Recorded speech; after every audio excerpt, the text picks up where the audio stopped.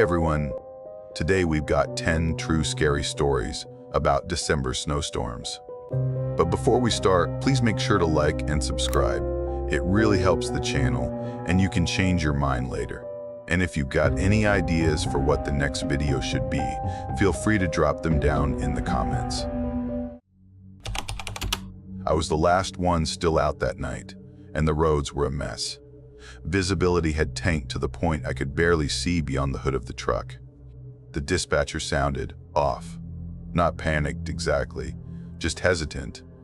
She said a woman had called in from a place off Route 71. Supposedly a car had stalled near her property. She said there was a toddler inside, alone. No license plate, no make or model. It was weird from the start. The signal had cut out halfway through the call. The line just dropped. She hadn't called back. There wasn't even a solid ping on the GPS, just a rough location that put it somewhere near a long abandoned stretch of farmland out past the turnoff. I should have passed it on, let someone check in the morning. But I was the only one out with chains and four-wheel drive, and I figured if there really was a kid in that car, I couldn't ignore it, so I told dispatch I'd go. Took me a while to find the drive. There weren't any markers left, just a break in the trees and some half-buried old fence posts, the kind you'd miss unless you were looking for them. The drive itself hadn't been plowed in who knows how long. I made it halfway in before something hard and metal caught the bottom of the plow and jolted the whole truck. Nearly took my teeth out. I left the hazards flashing and got out. The snow was up to mid-calf and heavy.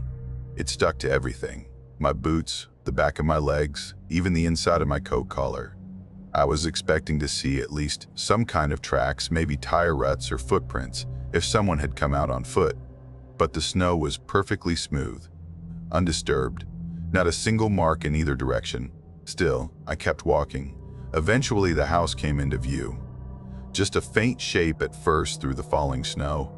Big, old, looked like one of those turn-of-the-century farmhouses that no one had taken care of in years. One side of the roof sagged. The porch was half collapsed. But just before I hit the bend in the driveway, I saw the car. Mid-sized sedan, lights on, engine running, parked at a strange angle like it had tried to reverse into the trees and given up. The windows were totally fogged over, but I could see someone in the front seat. Just a shape, no movement. I knocked on the driver's side window. Nothing. The figure didn't respond, didn't turn, just sat there. I moved to the passenger side and tried the handle. It opened right up. A wave of heat hit me in the face, thick and stale. But there was something else mixed in.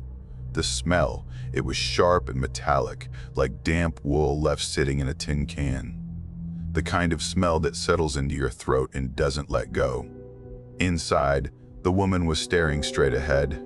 Her hands were locked on the steering wheel like she was bracing for something. A small child was asleep on her lap, face turned in toward her chest. The inside of the windshield was covered in streaks. Not frost, not moisture. It looked like someone had run dirty fingers all over it, tracing random patterns and smears. I asked if she was okay. She didn't jump or startle, just slowly turned her head toward me. Her expression was calm, almost content. She said he didn't want to stay in the house anymore. I asked if she was the one who called for help. She shook her head once. The kid stirred a little. She brushed his hair back, real gentle, and said, "He doesn't like snow. It makes him remember." By then, the snow was falling even harder. My shoulders were soaked through. I told her we could get them both somewhere warm, maybe back to the truck. She kept looking past me like I wasn't even there. Then, just above a whisper, she said, "You're not supposed to be here yet." I tried calling back to dispatch. Static. I moved my position, angled the antenna, even walked a few steps toward the tree line. Still nothing but static. I asked again if she'd come with me, but she didn't answer. Just held on to the child a little tighter. I remember thinking the kid didn't look right. His skin was pale, not winter pale, but washed out, off color, like he hadn't been in the sun in a long time. Then she said, "They're watching you." I turned. The house was completely dark. No porch lights, no windows lit up, no movement. But it hit me in the gut, that feeling. The one you get when someone's standing behind you in a room and you didn't hear them come in. The sense that something is there, even if your eyes say otherwise. I turned back to her, asked if someone was in the house. She said, "They always watch when someone new arrives." I considered walking back, maybe calling in a full crew, letting someone else sort this out. But then the kid twitched, not rolled over or yawned. His spine arched like something pulled it back. His arms shot out, fingers flexed. Then he dropped limp again. The woman didn't move. I leaned in, and that's when she made this sound, low, tense, like a breath caught halfway up her throat. Her whole body went stiff, and her lips parted like she was gritting her teeth. The kid made a noise too, kind of a choked whimper, like something being squeezed. I said I was taking the kid. Her head turned slowly toward me, too slowly. The kind of slow that feels deliberate, like she was trying to remember how people are supposed to move. She didn't argue, didn't fight, but her hands were still locked around him. I had to peel each finger off, one by one. Her grip was stronger than it should have been for someone that still. As I lifted him out of her lap, I saw something in the windshield. The words were traced into the inside of the fog glass. "H.E. is mine." I backed out of the car with the kid in my arms. The moment I turned around, the engine died. Lights off. Heat gone. Total silence. I turned back. She was gone. No sound. No footprints. No movement. The driver's seat was empty, like she'd never been there. But the child was still breathing in my arms, light and steady. Back at the truck, I set him in the passenger seat, wrapped a blanket around him. His eyes fluttered open, and he said, clear as day, "I told her you'd come instead." I looked down the driveway. All I saw was snow. The EMTs didn't reach us until almost midnight. 2 hours of nothing but snow and static. When they arrived, I handed the kid over. He watched me as they loaded him into the ambulance. We never found the car. No reports of a missing vehicle. No trace on the number that called. And the house? Turns out it had been abandoned for nearly a decade. Buyer took out most of the back structure in 2013.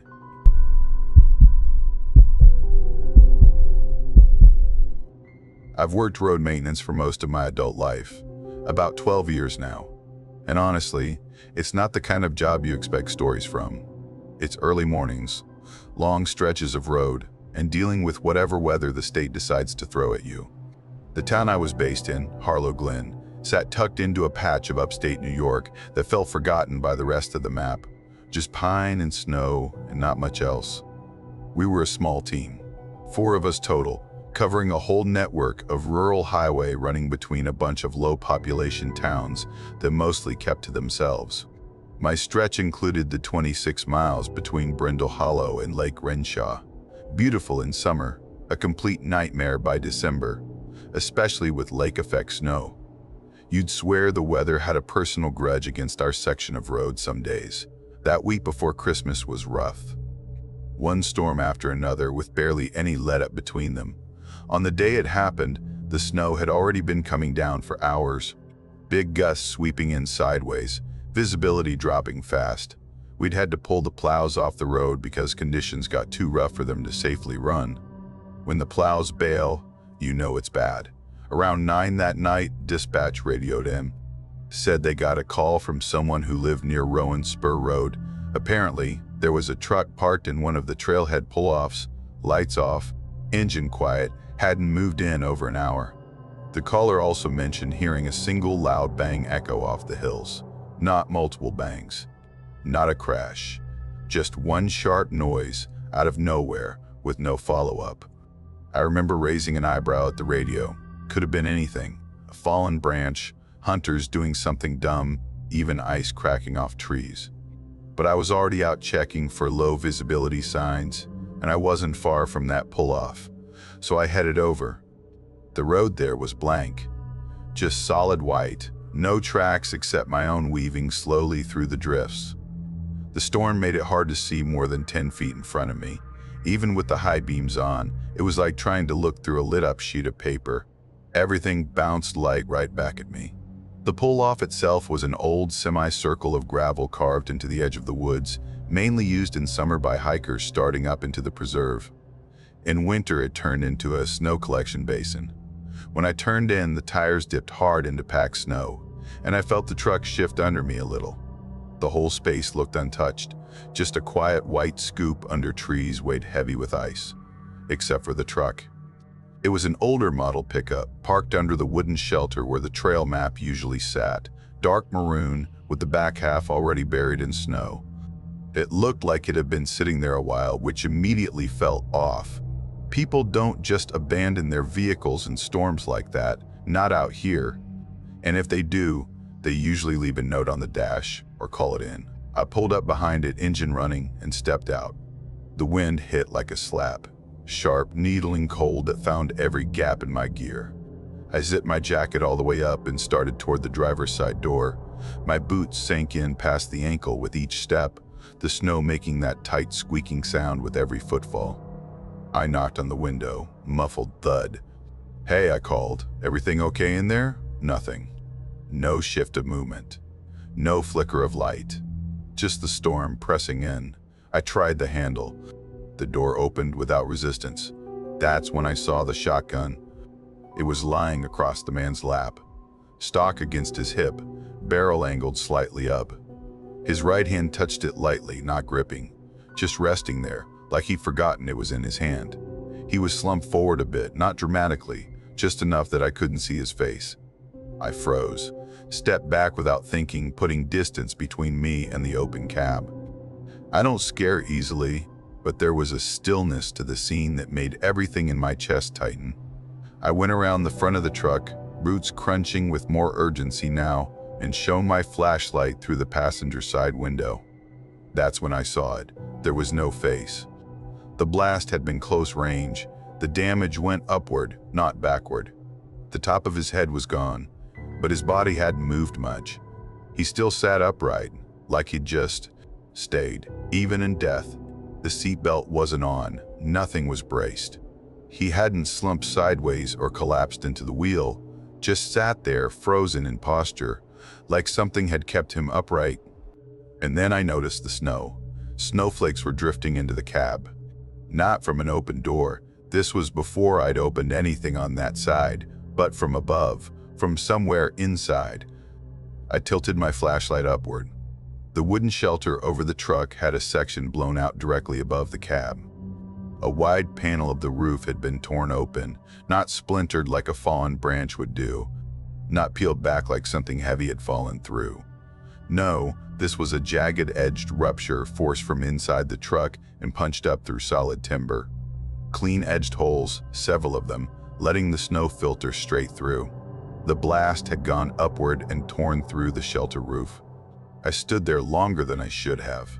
My breath fogged in my mask, and I became sharply aware of how quiet everything felt. The storm still howled through the trees, but under that wooden roof, it felt like the volume had been turned down. The snow was falling in absolute silence inside the cab, landing on his shoulder, melting against the dashboard. His phone was in the cup holder, unlocked. Screen off. No signs of a message. No missed calls. No music playing. No heater on, just off. That's the part that stuck with me. No sign of movement. No sign of anything done in a panic. It didn't feel like a moment of crisis. It felt like a decision made a long time ago, followed through on with methodical calm. Eventually, I walked back to my truck, sat inside for maybe a minute before I keyed the radio. When I spoke, my voice sounded strange in the cab, too loud, too human for how quiet everything outside had become. It was like breaking a seal on something. The deputy showed up after about 30 minutes. Then the coroner. Then a tow unit with snow chains that squealed like animals in the cold. I gave my statement, brief, factual, answered the questions I had to answer. No one asked me how long I stood there before calling it in. I didn't offer it. I also didn't mention the snow falling inside the cab before I opened the door. I didn't mention the way it felt under the shelter, that frozen stillness, like something had paused the world and left it on mute. I kept that part for myself. They identified the man. Local, from Larnett Creek. Worked at the warehouse off Tennyson Road. No priors. No known issues. Family said he'd been normal the last time they saw him. Holidays coming up. Nothing unusual. The kind of guy no one expects to do something like that. But he had. Clean, quiet, final. Afterward, they repaired the shelter roof. You could tell it was new wood-lighter color, smoother grain, but they didn't bother to match the stain. If you knew what to look for, you could still see the shape of the rupture. It sat just above where the cab had been, a faint geometric scar in the rebuilt roof. I still drive past that trailhead once or twice a week, but I never stop.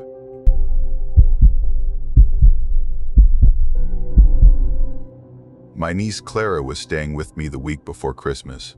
Her parents, my sister and her husband, had gone to Arizona for some winter sunshine, and I offered to keep Clara with me in Vermont so she wouldn't miss school. She was 6, bright as anything, and full of energy that somehow never ran out. I lived just a block from her elementary school, so it all made sense. And to be honest, I liked having her around. I don't have kids of my own, and Clara always gravitated toward me more than anyone else. That Friday was supposed to be a big one. The town had planned its annual tree lighting in the park, with carolers, cocoa, even a guy in a beard who passed for Santa if you squinted a bit. Clara had been talking about it all week, but around 3 that afternoon, the snow started coming down hard, big, heavy flakes that didn't mess around. By 4, the roads were already mush, and at 5, they officially canceled the event. I told Clara as gently as I could, and she tried to be a good sport about it, but I could tell she was crushed.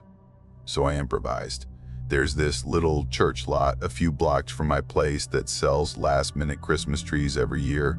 It's nothing fancy, just a patch of cleared ground with a bunch of trees leaned up in crooked rows and a few floodlights strung from poles. Still, I figured it was something. Told Clara we'd go and pick one out ourselves, just the 2 of us, make our own little celebration out of it. We bundled up in hats and boots and made the walk, probably 4 blocks, not even. The roads were mostly abandoned except for a few tire tracks, and the sidewalks hadn't been cleared yet, so we had to stomp through shin-deep snow. Clara didn't care. She charged ahead like it was an adventure, her little boots leaving neat prints behind. She'd stop now and then to flop into a snowbank or try catching flakes on her tongue. I let her get ahead a bit, kept calling out to her now and then just to keep us connected. Not out of worry, really. Just that instinct that kicks in when you're responsible for someone else's kid. When we got to the lot, there were maybe 2 other families poking around. The whole place smelled like pine and gasoline from the generator chugging in the corner. The lights overhead flickered now and then, but did their job. Clara lit up the second we stepped through the gate. She was darting between rows, calling out every tree she liked, which, to be fair, was about every 3rd one. I stayed within range, watching her bounce from one side to the other. She never went far. I think I even pulled out my phone to snap a few pictures of her footprints trailing through the snow between trees. It was one of those calm little moments that doesn't seem important until later, when you start replaying every second. Then I turned to the guy manning the checkout table. A shed, really, made of plywood and optimism. He looked like he was in his 30s, maybe early 40s, heavy-set, bearded. He nodded at me and asked if I needed help. I said we were just browsing, and we made some small talk about prices, the snow, whatever. It couldn't have been more than 15-20 seconds. When I looked back, Clara was gone, not wandering off, not hidden behind a tree. Just gone. I didn't process it at first. I called her name once, twice. Then I started walking faster down the row she'd just been in, thinking maybe she'd looped around.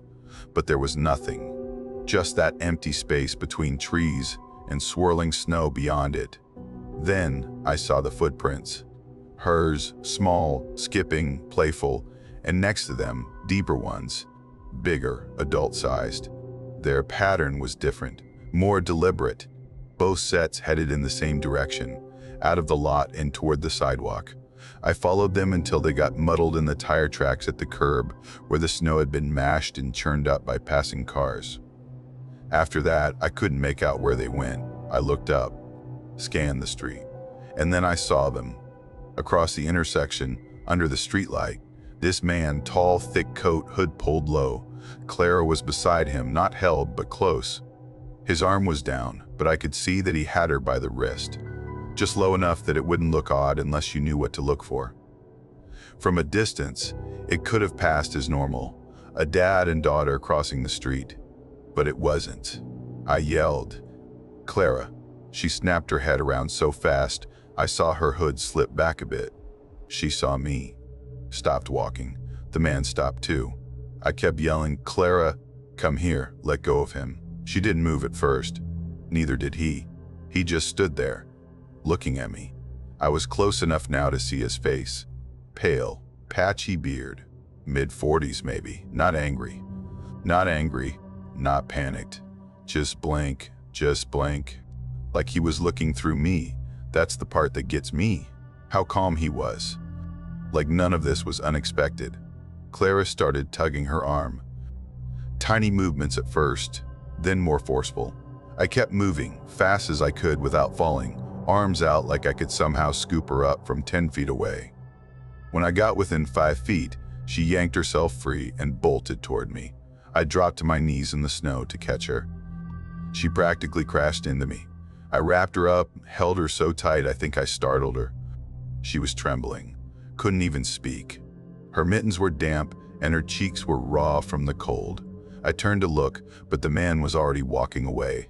Not running, not looking back, just walking toward the opposite sidewalk like he had all the time in the world. Then I noticed the second man. He'd been behind the bus shelter, out of sight. I hadn't seen him at all until that moment. He stepped out as the first guy passed him. No conversation, no handoff. Just a quiet turn and walk. Both of them heading down the street side by side, like it was nothing. That shook me in a different way, because that meant it had been planned, not a random grab, not a spur-of-the-moment thing. I picked Clara up and half carried her back to the tree lot. The guy from the shed came out, confused, asking what was going on. He hadn't seen anything. I was already dialing the police, my hands so cold I kept fumbling the screen. The officers came quick, took statements. Clara finally found her voice again, told them the man had said he needed help finding his dog, that's all. She said she believed him until he took her wrist, and then, this part stuck with me, she said, I didn't like how his eyes looked. The officers took that pretty seriously. One of them told me something that's burned into my brain ever since. He said it lined up with a pattern they'd been hearing about. 2 men working together. One approaches. The other waits nearby. If someone notices and calls it out, the first guy just walks. Maybe even acts confused. But if nobody says anything, the second man is ready to go. Different height, different build, different car, if there's one nearby. So when it finally gets reported, all the witness details are scrambled. It's intentional. I couldn't shake that. Still can't. That was 2 years ago. Clara still flinches when it snows. Still avoids corners where she can't see ahead. I moved to a different neighborhood a few weeks after it happened.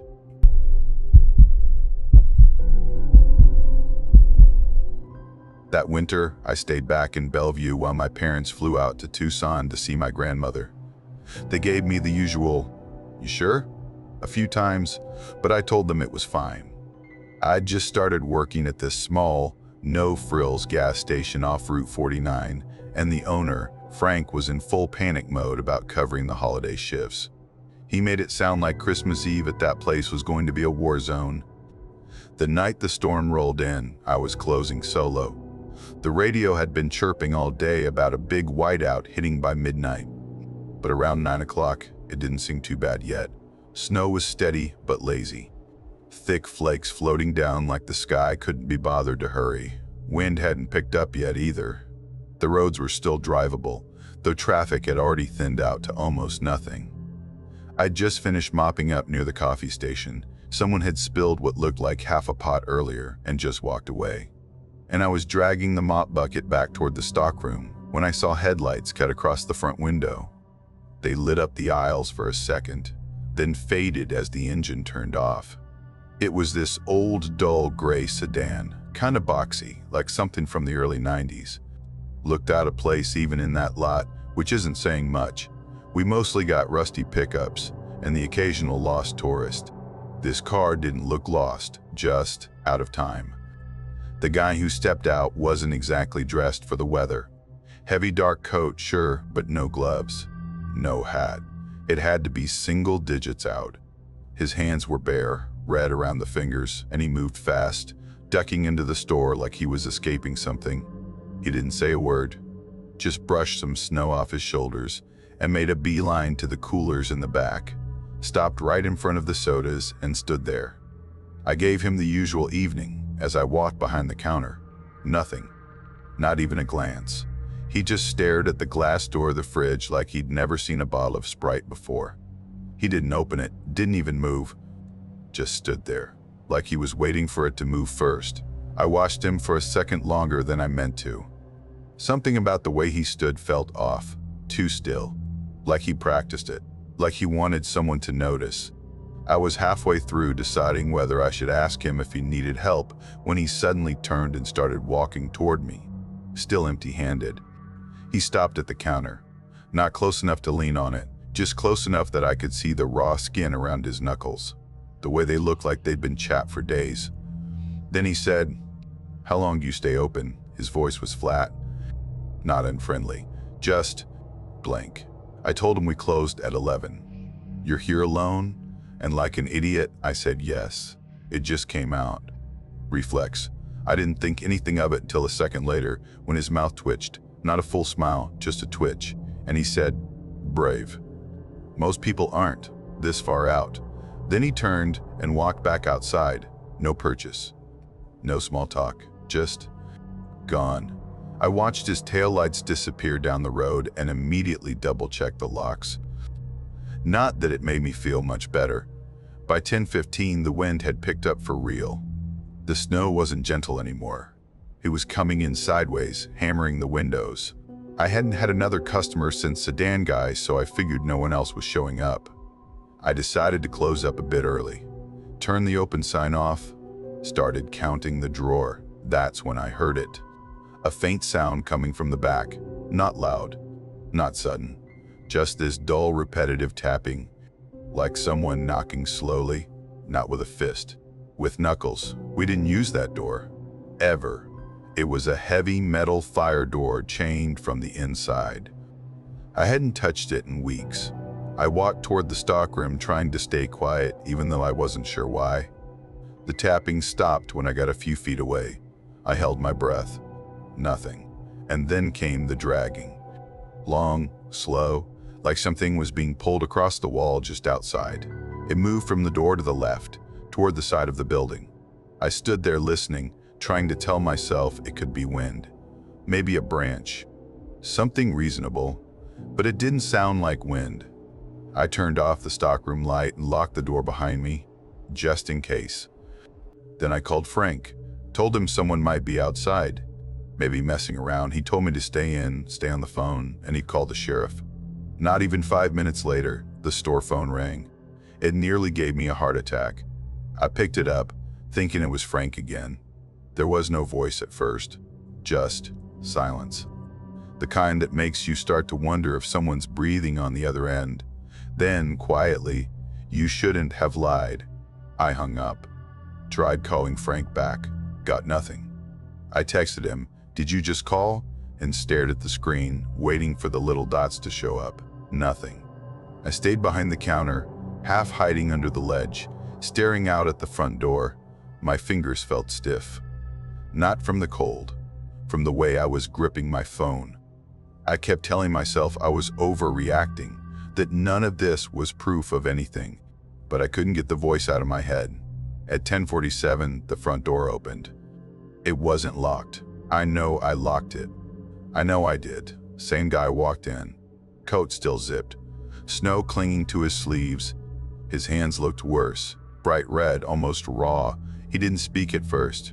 Just walked up to the same spot by the counter and stared at me. Then he said, "You're not supposed to be open." I said, "I'm closing now." He didn't blink. Didn't nod. Just tilted his head slightly. "Why'd you lie about being alone?" I said I hadn't.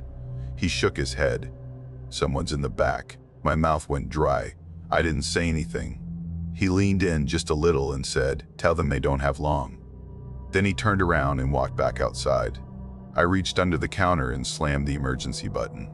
Nothing happened. No buzz, no light, no signal that it had done anything.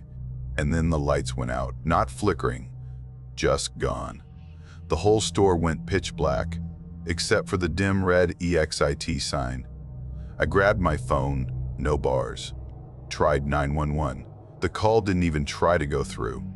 I rushed to the door to throw the deadbolt manually, and that's when I noticed something that still makes my stomach turn even now. There were no tracks in the snow. No tire marks, no footprints. Just smooth, powdery white, untouched in every direction. That sedan had been parked right there. I saw it drive off. I saw it come back.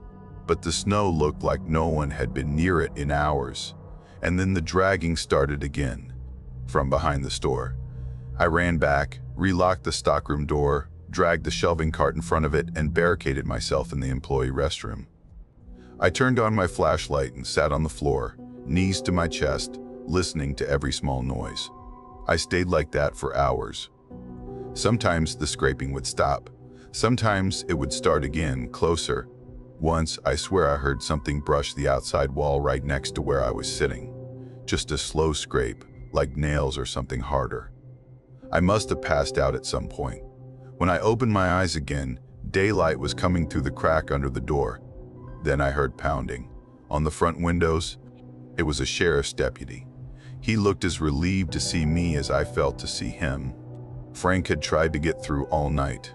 When he couldn't, he drove to the station himself as soon as the storm eased up. They sent someone out right after that. The power had come back on while I was asleep. The store looked normal, quiet, ordinary, except the back door. It had fresh scratches, dozens, long ones, short ones, around the handle, around the hinges, deep gouges that hadn't been there before. Still no tracks in the snow, no tire marks, no prints, just that smooth, perfect white. I quit that morning, left Frank a voicemail. Didn't even bother grabbing my last check. I still don't know what that man was. But ever since that night, I don't stay alone anywhere after dark in December.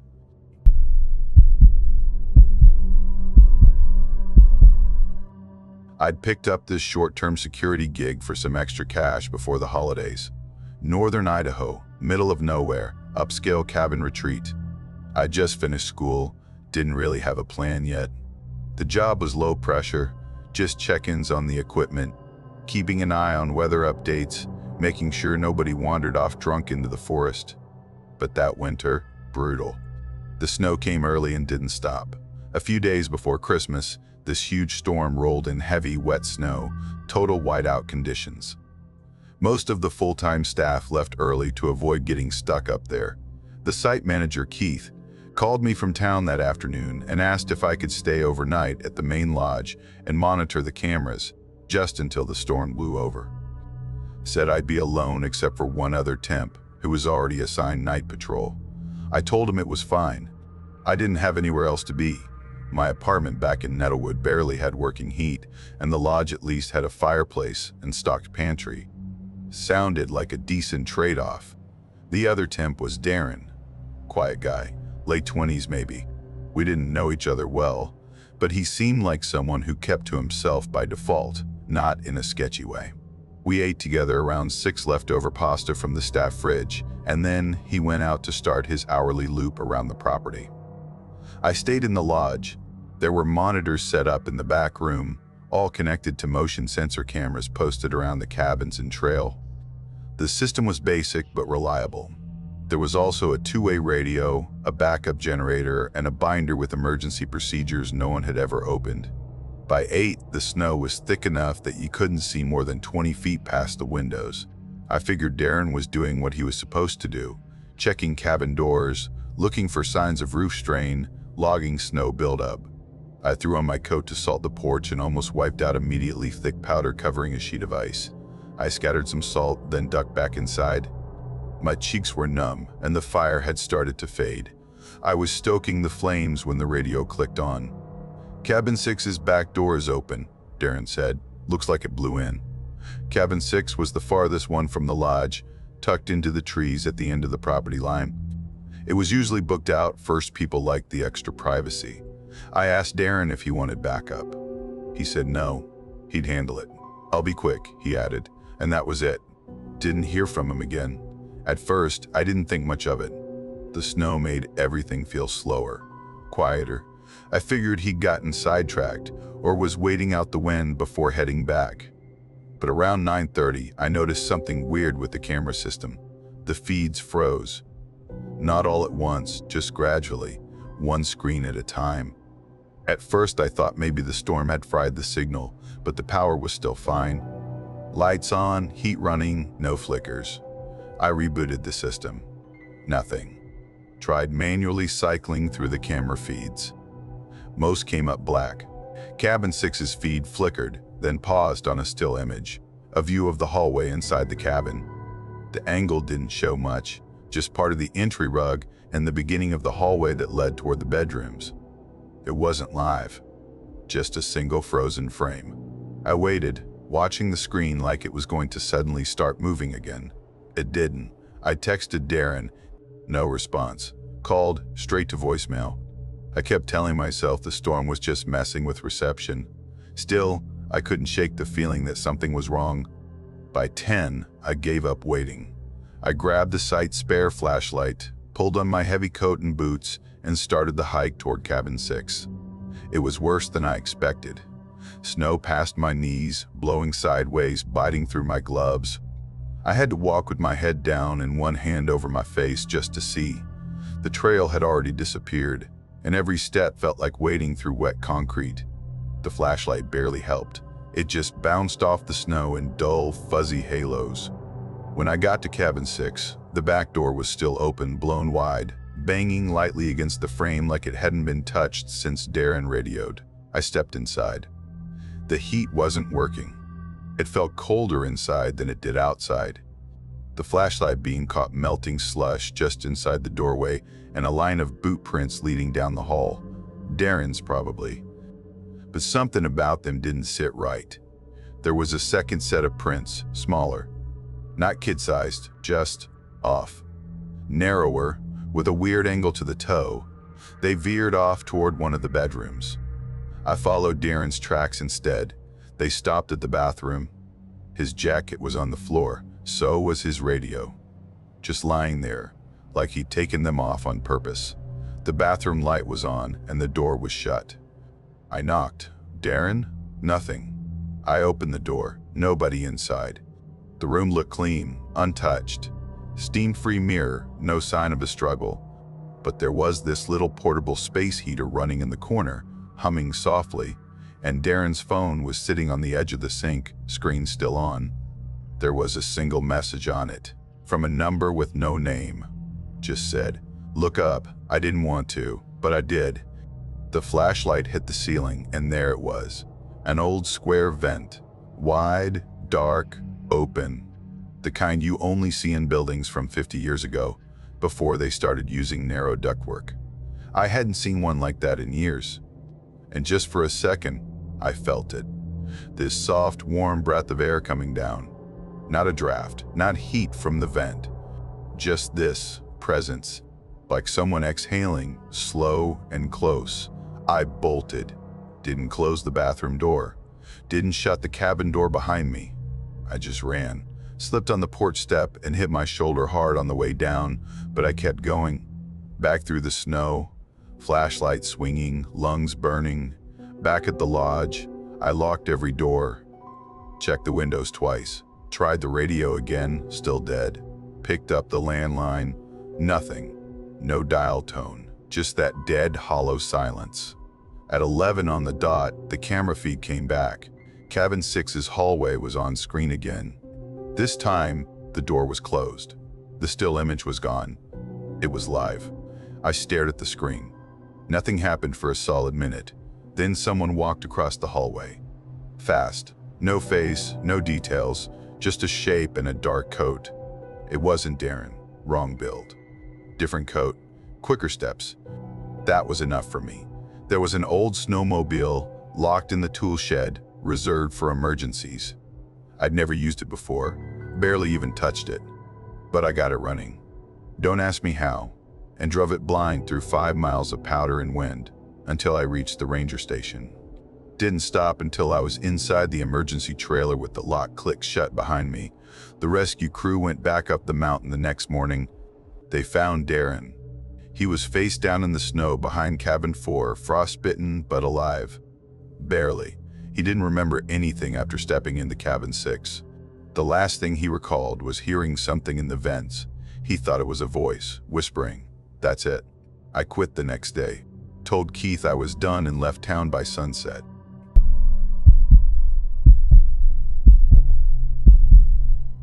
It started snowing around mid-afternoon, maybe 3 or so, and by the time the sun dipped behind the ridge, the town was already half shut down. My supervisor texted around 6 to cancel the evening shift, but I'd already offered to check the off-site lodge we used for storing overflow gear. Figured I'd just get it done and be back before the storm got worse. The lodge was less than a mile from my place, just a short walk through the woods on a trail I knew by heart.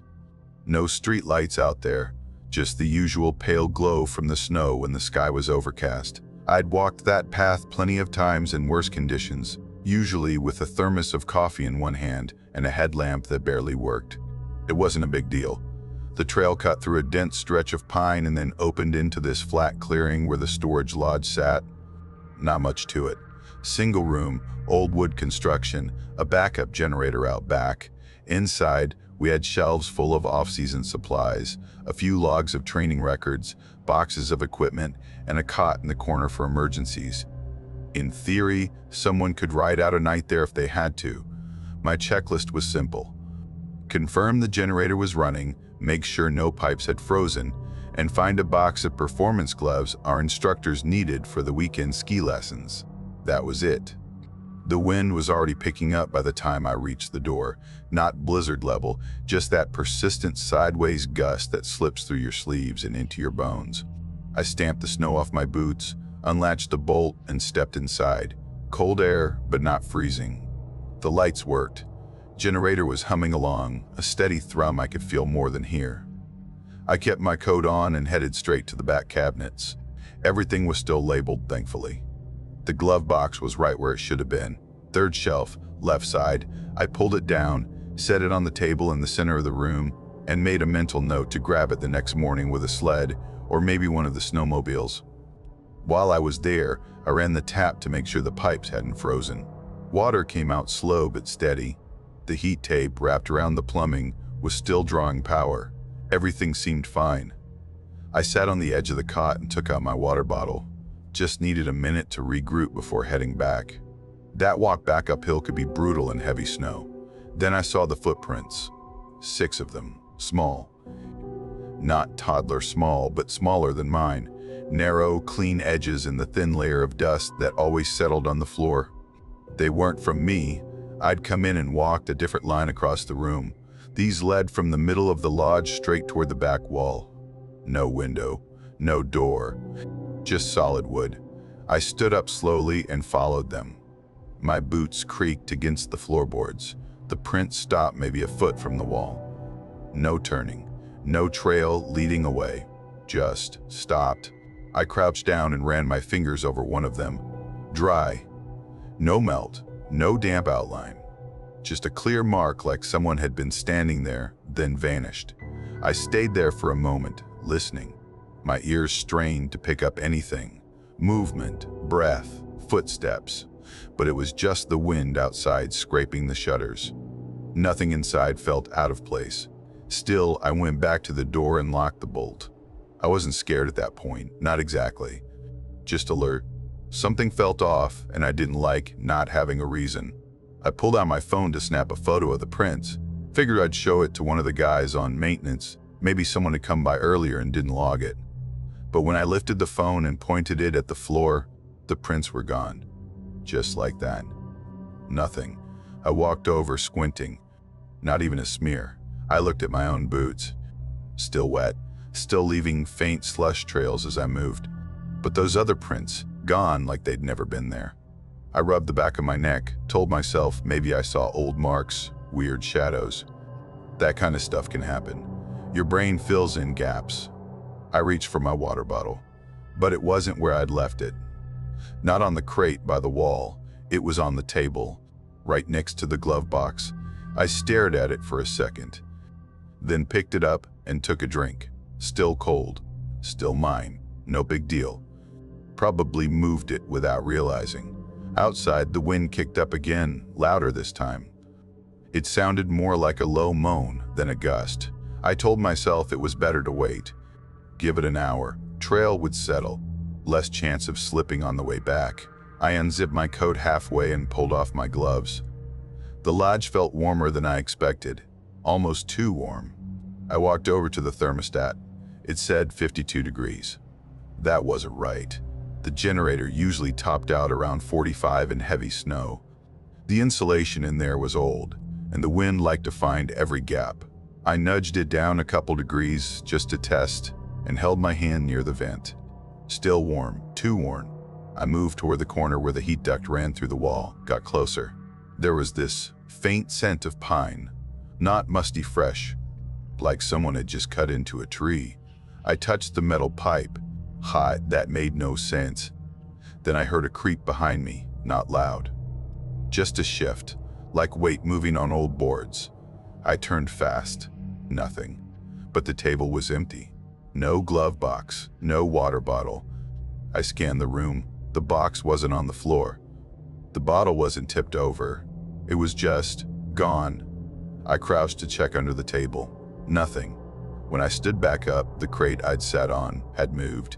It was now right in front of the door, and I hadn't heard it slide. I stepped around it and went to the bolt. That's when I saw the note, taped to the inside of the door. White, folded, clean tape, crisp edges. I peeled it off slowly, opened it. This is not when you are. The handwriting was sharp, neat, almost mechanical. I checked the ink with my thumb. It looked wet, but no smudge. Dry. My phone said 9:27. I'd been inside for, 30 minutes? That note hadn't been there when I arrived. I folded it, tucked it into my pocket, and turned around. The glove box was back on the table. Water bottle too. Like nothing had moved. I didn't touch either. I backed up slowly and sat back down on the cot. Then the lights went out. No flicker, no buzz. Just off. I pulled out my phone and flipped on the flashlight. The beam barely reached the corners of the room. The wind outside sounded sharper now. Not louder exactly, just meaner, like it had weight. I aimed the light at the door. Another note. I hadn't heard anything. Not a step, not a whisper, just darkness. Then the note. This is not where you'll stay. Same handwriting, same strange wording, identical to the first. My flashlight flickered. I tapped it off and on. It held steady. But when I scanned the room again, the vent pipe was gone. Gone. No seam, no mark, just a smooth wall. I walked over, reached out. Cold wood. Solid. I backed away and tripped over the crate again, except now it was in the center of the room. I looked up. The door looked farther away. Same wall, same frame. Just stretched. I checked the time. Still 9:27. I tried the door. Bolt slid. Handle turned, but the door wouldn't move. I spun, intending to crack a window, but there weren't any. They were just gone. Smooth logs all around. The cot was gone too. My flashlight swept the floor. There was a third note lying where the cot had been. You weren't supposed to come tonight. Red ink this time. I didn't fold it. I left it there and walked to the wall where the closet should have been. No door, no handle, just wood, just wood. I yelled, just noise. I needed to hear myself, no answer. Phone still said 9:27. Tried to power it off. Nothing. I turned toward the table again. The glove box was open. Inside were stacks of notes. Dozens, maybe hundreds, all with those same three phrases, filed like records. I didn't touch them, just backed toward the door. Closed my eyes. When I opened them, Everything was normal. Vent was there, windows were there, glove box untouched, cot in place. I tried the door. It opened. Outside, the snow had lightened. I walked straight home. Didn't stop until I saw my porch light glowing through the trees.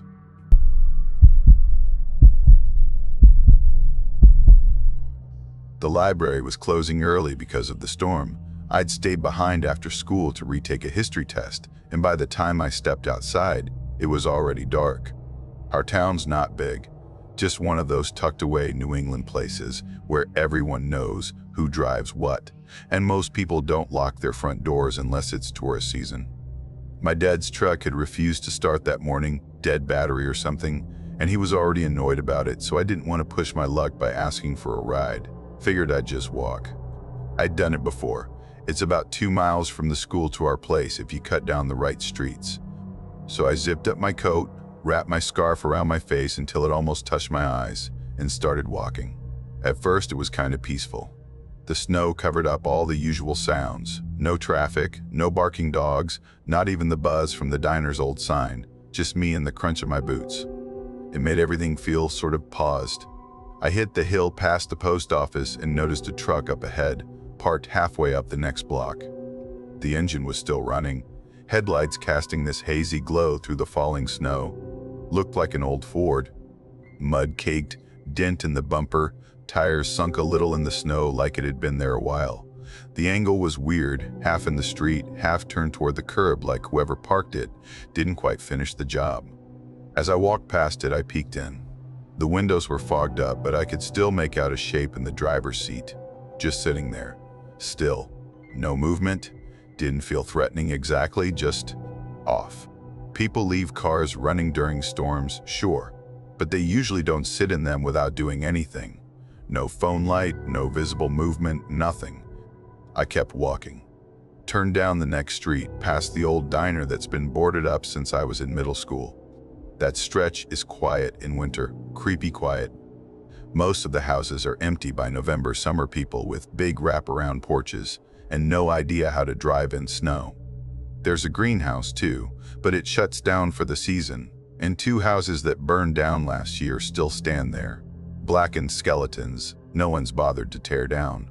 No lights, no signs of life. Just empty driveways and more snow. Maybe 10 minutes later I heard it. Just this faint shift of weight. The kind of sound that's easy to ignore if you're not already keyed up. Tires on snow. I turned around. The Ford was there again. Same one, no doubt. Maybe a block behind me now. Moving slow. Real slow. Like someone trying not to make noise. No other cars in sight. No fresh tire tracks besides mine and now his. Nobody else on the road, just us. I stared at it for a second, waited for it to pass. It didn't. It just kept crawling along, always about the same distance back. I turned back around and kept walking. A little faster this time. Told myself maybe he lived up the road, or was lost. People drive weird in storms, right? Maybe he couldn't see well and was just being careful. I kept glancing back though, every few steps, and he was always there, never getting closer, never falling too far behind. The third time I looked, his headlights were off. That's when I stopped pretending it was normal. I cut into the woods. Wasn't my brightest idea, but at the time it made sense. I knew the trail.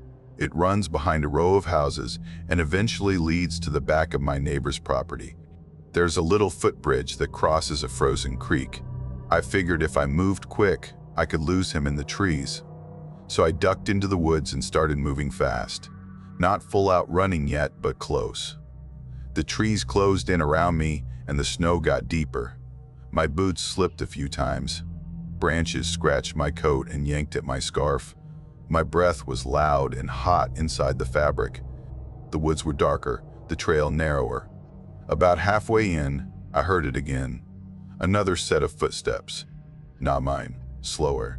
More deliberate. Somewhere behind me, a little to the left. And heavier.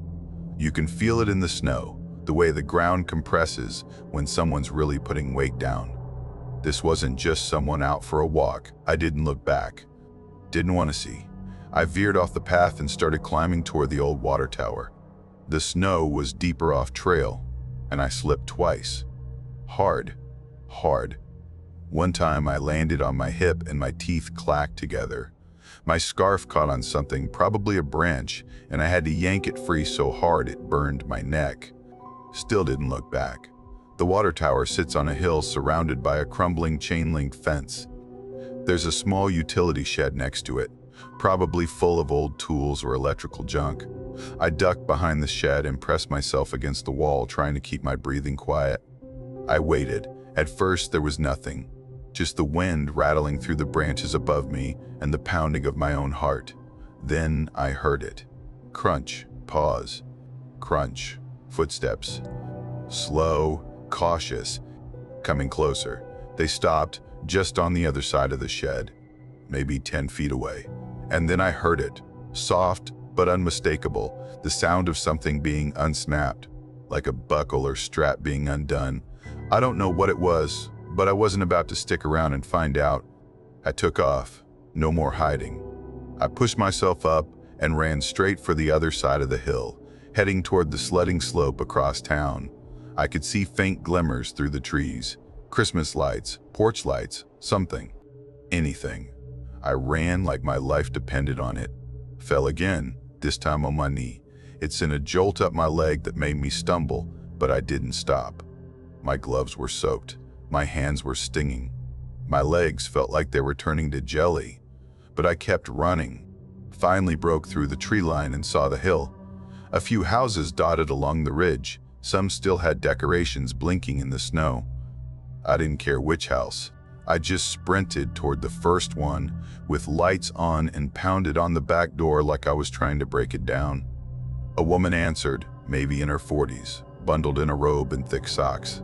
I didn't recognize her, and I must have looked like hell because she didn't ask a thing. Just opened the door and pulled me inside. I stood there in her kitchen, dripping onto the floor, still trying to catch my breath. She offered me tea, but I couldn't stop shaking long enough to hold the mug. I sat on her couch and stared at the wall until my mom got there.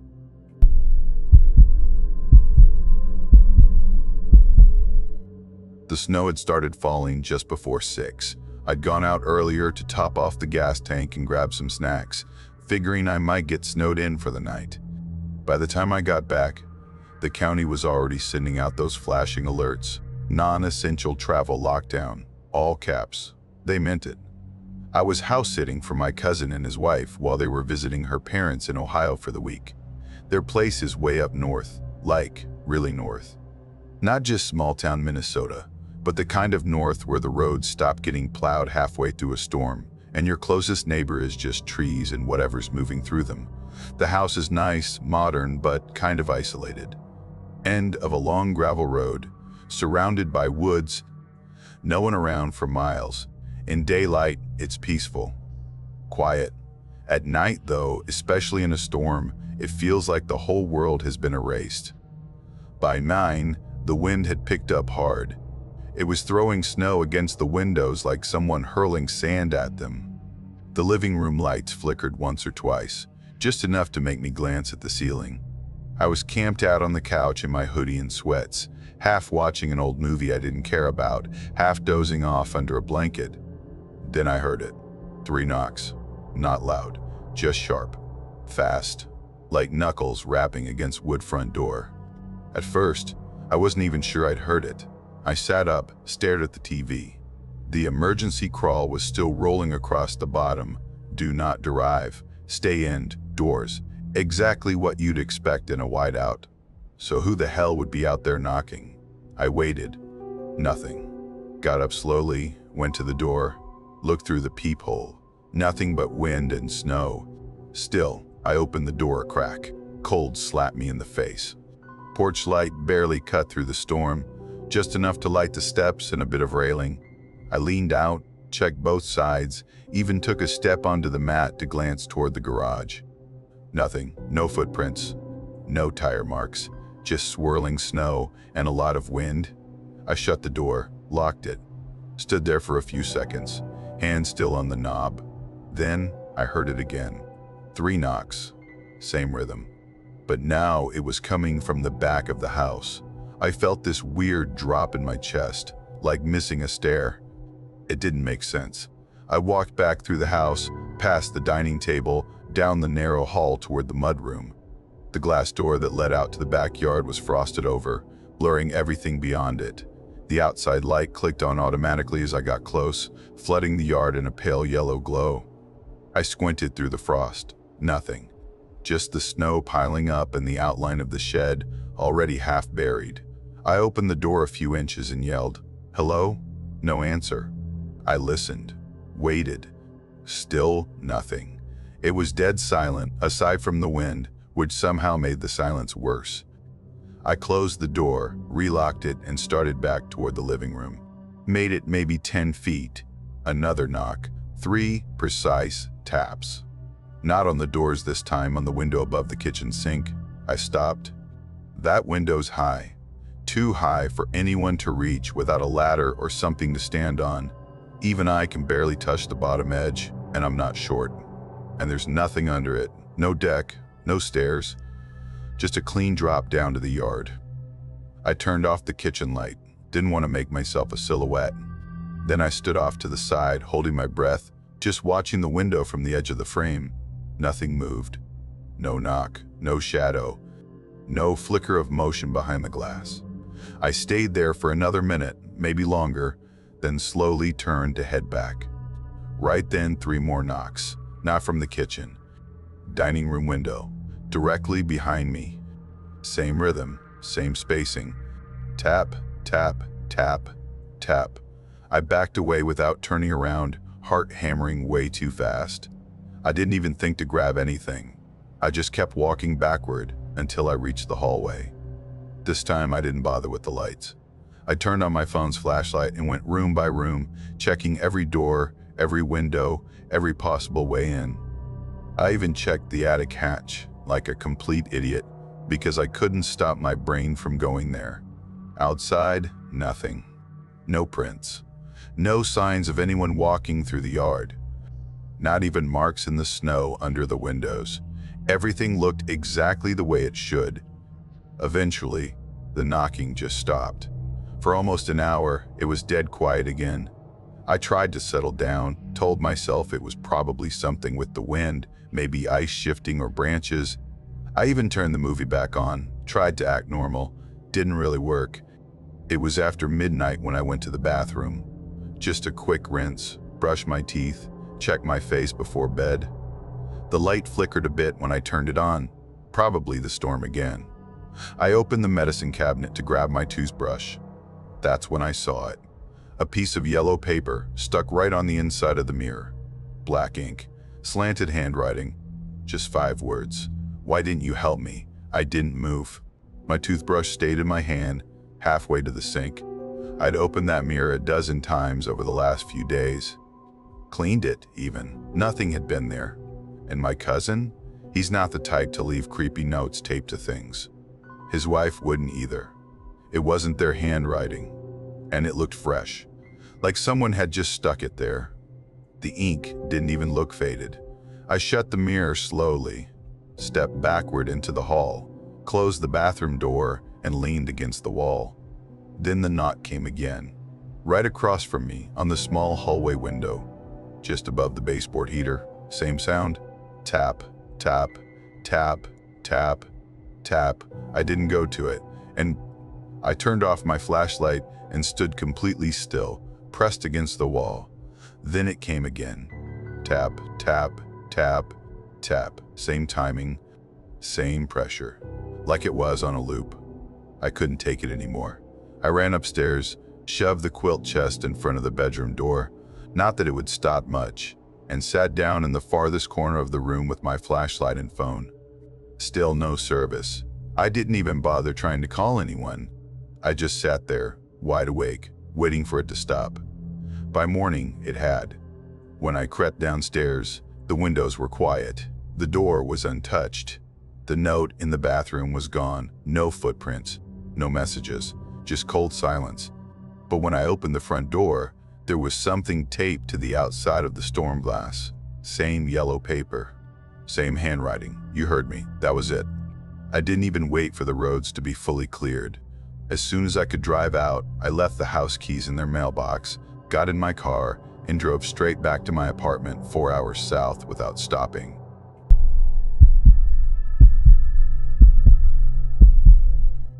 School let out early because of this sudden snowstorm that came out of nowhere. Classic northern New Hampshire weather, just dumping on us without warning. The buses had already gone, so anyone still hanging around had to call for a ride. My dad couldn't make it. He was stuck at the paper mill and said the side roads were iced over bad.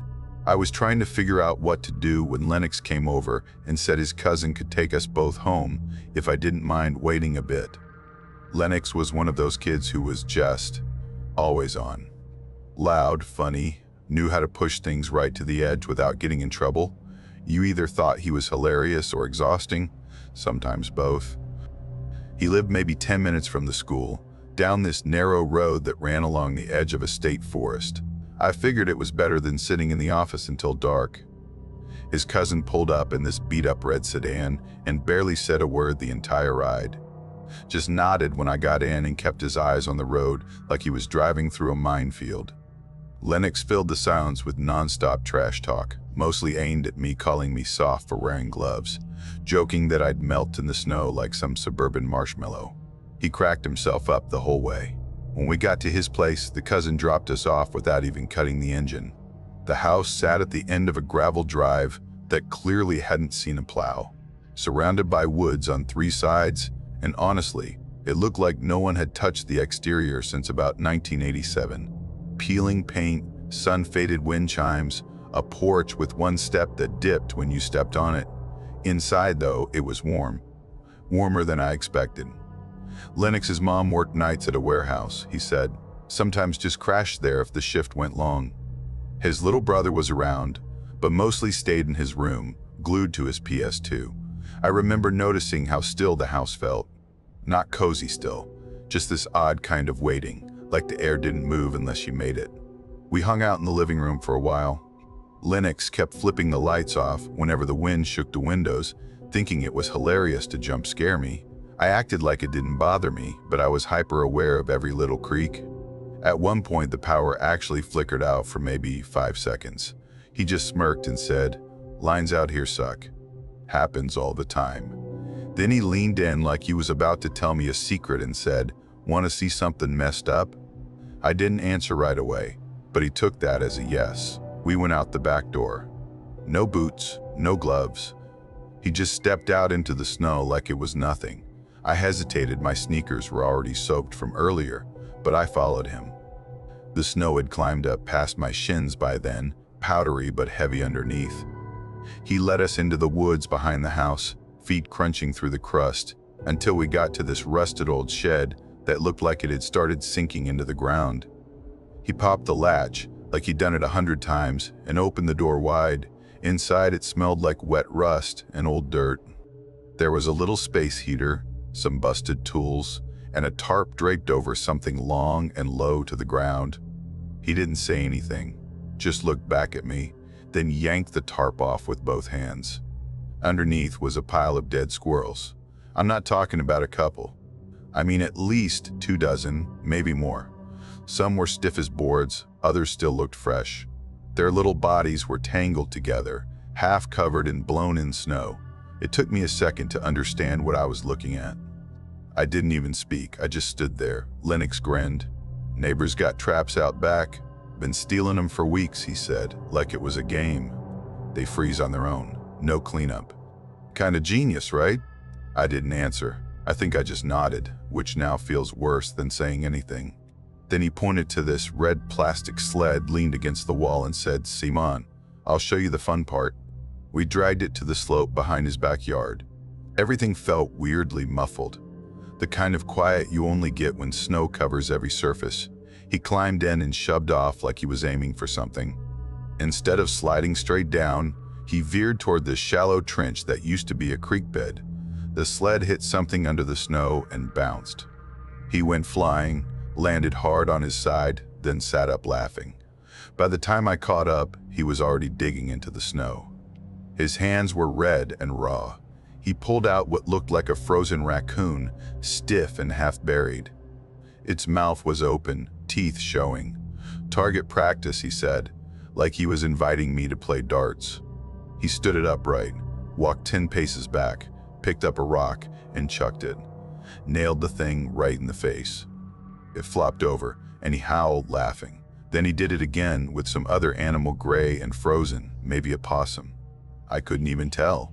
One after another, he set them up and knocked them down like twisted carnival prizes. His laugh kept getting louder, sharper, almost like he wasn't even trying to be funny anymore. I just stood there. Eventually, he looked at me and frowned. "Why, you look like you're gonna cry." I didn't know what to say. That's when he said, "Want to see the big one?" I told him it was freezing, that we should go back. He ignored me. He grabbed my arm and pulled me deeper into the trees, toward this part of the woods where everything felt tighter and darker, even with the snow. My fingers were burning from the cold. I didn't fight him. I don't know why, I just didn't.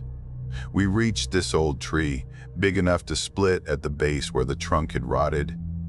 He got on his knees and started clearing snow from the hollow, fast and practiced, like he'd done it more than once. After maybe a minute, he stopped, looked over his shoulder and said, "You'll never forget this." He opened the trash bag like he was unveiling something important. Inside was a deer head. It didn't look rotten, but it wasn't fresh either. It had this stiff, gray look like it had been frozen in time. The cut was rough, not like it was done cleanly. Just pulled apart. The eyes were still in. The snow around it had melted just enough to give it this strange, almost perfect outline. That's when something clicked in my head. I told him I had to pee and started walking back toward the house. I didn't run, not yet. I waited until I couldn't hear him moving behind me, then I bolted. By the time I got to the back door, my hands were shaking so hard I couldn't undo the latch. I managed to get inside, boots still on. His little brother was lying on the carpet watching cartoons with the volume cranked. I told him I felt sick and needed to call my dad. The landline was in the kitchen. I left a message. Then I sat there at the table, still wearing my coat, staring at the floor until my dad finally pulled up over an hour later. Lennox waved at me from the porch. His hands were raw and red. I didn't ask if it was from the cold. We never talked about that day again. That spring, we ended up in different classes. By 8th grade, we barely said hi in the halls. I don't know where he is now.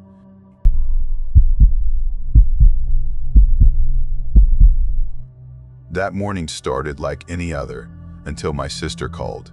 She said Mom was back in the hospital. I wrapped up what I could at work and left a little after 4. Tossed an overnight bag in the back seat, just a change of clothes, a phone charger, a toothbrush. You pack light when you don't want to admit it might be serious. The drive to my sister's place in Binghamton is about 3 hours, give or take. I figured I'd be there before 8 if the road stayed clear. They didn't. The first hour was fine, just the usual light flakes, nothing I hadn't driven through 100 times. I passed the second toll and the snow started thickening. At first, it was like driving through a snow globe, peaceful, even kind of pretty. But once I got past Oneonta, things shifted fast. The road disappeared under a smooth layer of snow. The shoulders blurred out.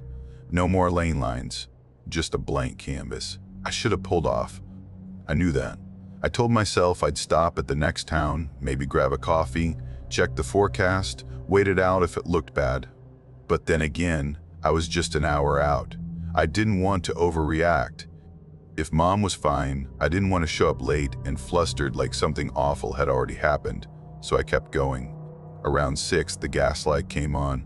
I wasn't empty yet, but in that kind of weather, close feels like empty. A green exit sign glowed ahead through the snow. Stone Ridge, food, gas, lodging. I didn't recognize the name, but I wasn't in the mood to gamble on running another 15 miles. I took the exit. The ramp led to a narrow, winding road sloping downhill into what I assumed was the town. But if anyone had been through recently, there wasn't much sign of it. No tire tracks, no shoveled sidewalks. Just deep snow and tall trees pushing close to the edge of the road, like they were trying to reclaim it. Half a mile in, I spotted lights. A small gas station and a low diner side by side, both glowing warm and yellow in the storm. The gas station had 2 pumps and a flickering overhead light. A faded red sedan sat alone near the edge of the lot, looked abandoned, honestly. I filled up fast. My gloves were soaked by the time I finished. I could barely feel the nozzle in my hand, but I still double-checked the cap before heading to the diner. Some part of me already felt like I was being watched, though I chalked it up to the cold and the quiet. The diner was plain, one of those old-school highway spots, with fogged-up windows and a buzzing neon open sign. No other cars in the lot. I noticed that, even though I didn't let it register fully yet. Inside it was warm, but eerily still. No music, no kitchen clatter, not even a conversation happening in the back. Just the low hum of fluorescent lights and the faint tick of a wall clock that looked about 20 years behind on style. The woman behind the counter turned when the bell on the door chimed. She looked tired, late 50s maybe, short gray hair, wearing a faded blue apron with a name stitched on it. Delia, I think. Evening, she said like we already knew each other. Rough night. I nodded. Yeah, on my way to Binghamton. Just figured I'd wait out the worst of it. She slid me a laminated menu without saying anything else. I sat at the counter, picked the stool farthest from the windows. There was a weird stillness about the place. The kind where even shifting in your seat feels too loud. A man came through from the back, bald, heavy-set, apron tied tight like he meant business. He glanced at me, didn't speak, and disappeared through a door marked "Employees Only." I waited for the usual sounds, clanking pans, something sizzling, even a faucet, but nothing followed. I ordered soup and coffee. Delia gave a nod, didn't write it down, and walked off. That's when I saw him. Across the street, under a broken streetlight, a man was standing completely still. Long brown coat buttoned to the neck. No hat, no gloves, just standing there, facing the diner. I couldn't see his face clearly. He didn't shift or shiver. Didn't even seem to blink. I looked away, counted the sugar packets, tried not to be obvious about it. When I glanced back, he was gone. Just gone. No movement, no footprints, nothing. Delia brought out the soup. It was lukewarm and smelled faintly metallic. I forced it down, one spoonful at a time. Suddenly I just wanted to leave. The kind of anxiety that doesn't shout, it just pulses quietly under your ribs. I left cash on the counter and didn't ask for change. Outside, the snow was coming down heavier than before. The red sedan by the gas station was gone. My car sat alone in the diner lot. I jogged across the snow, boots crunching hard underfoot, reached into my pocket for my keys, then stopped. The driver's door was cracked open, just an inch. I lock my car automatically, every time, even if I'm only stepping away for 2 minutes. I stood there for a long second, listening. Nothing but the wind, no voices, no engine sounds, no crunch of footsteps but mine. I pulled the door open. The dome light flickered on. Nothing inside. No signs of a break-in. No frost on the seats, no footprints, no damage. Just that weird, bone-deep feeling that something had been moved and then put back exactly where it was. I got in, locked the doors, locked them again just to be sure. The GPS rerouted me down local roads. Said it was faster than looping back to the highway. I didn't question it, just wanted to get out of there. The roads twisted through woods that felt too close. No houses, no lights, just the crunch of tires over snow and the occasional dip in the trees where my headlights hid shadows that looked almost like people. 10 minutes in, the GPS spoke. Turn right on Hickory Hollow Road. There was no road, just a thin opening between trees, packed with snow, not wide enough for more than a single vehicle. No sign, no tracks. I hesitated, but the GPS insisted. The blue arrow blinked. I turned. It was rough going. Branches scraped the roof. The snow was deeper here, untouched. I crept forward, watching every inch of the path, trying to ignore how tight my chest felt. Then, up ahead, a shape. A man, standing in the road. Same brown coat, same stillness. I stopped, maybe 10 feet from him. Hit the horn. Nothing. I shifted into reverse. The tires spun. I looked down at my phone. No signal. Looked up again. He was closer. Not walking. Just closer. I locked the doors again, even though I hadn't unlocked them. My fingers were shaking. I could barely breathe. Then, light behind me. Bright high beams flooding the path. A truck. Relief hit me so hard I almost cried. I looked forward again. I drove ahead, slow and careful. The truck didn't follow. When I glanced back, no lights, no vehicle, no tire tracks. I don't remember the rest. I just kept driving until I saw signs for the highway again, like surfacing from a dream you don't want to admit you had. When I got to the hospital, I couldn't speak. My sister asked what happened. I told her it was just the snow. 2 days later, I tried to find Stone Ridge again. Nothing on any map. It was like that whole town never existed. Since then, I don't drive in winter. Doesn't matter how urgent it is.